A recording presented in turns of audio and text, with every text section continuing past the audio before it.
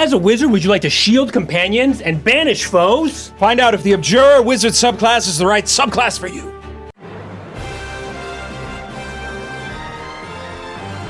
I'm the Mind Flayer Slayer. And I'm Dr. DM, and here we are with the first of 4 wizard subclasses, the Abjurer. This comes back from 2014. It was pretty beloved back then. Let's see if it still holds up. We're gonna go through every single ability that's sketched from level 3 onwards, give you our take on it, let you know what's different from 2014 and 2024, and stick around till the end because we'll give you our tier ranking. Level 3, you have Arcane Ward. You can weave magic around yourself for protection.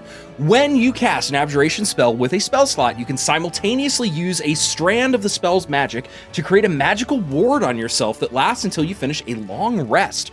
The ward has a hit point maximum equal to twice your wizard level plus your intelligence modifier. Whenever you take damage, the ward takes the damage instead. And if you have any resistance or vulnerabilities, you can apply them before reducing the ward's hit points.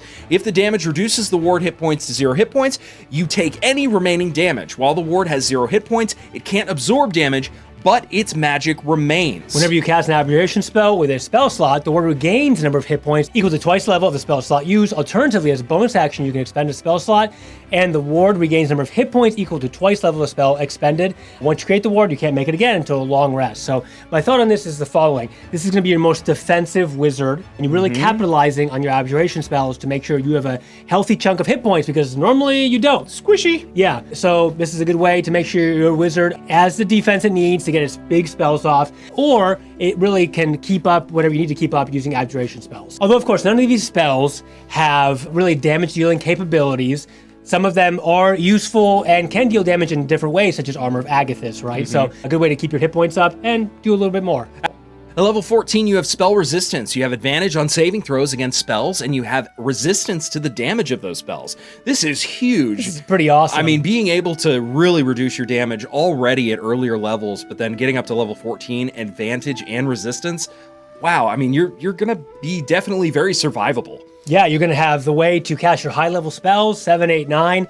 Make sure that you get them off and block incoming damage. And if you do take damage, because you're never gonna be in the front line anyway, so resistance to like bludgeoning, piercing, stuff isn't as important as like resistance to damage of spells. And advantage, so you can't get like your mind controlled or whatever. It's pretty good. I mean, you take the wizard's main build and you give it like the defense that can survive to do what a wizard's supposed to do with their big spell book. It's a match made in wizard heaven, I think. Absolutely. Yeah, so for me, this is a solid B. Actually, I have to say, I think this is closer to an A for me. It was beloved before. It's going to give you survivability, which is the thing that the wizard lacks the most of.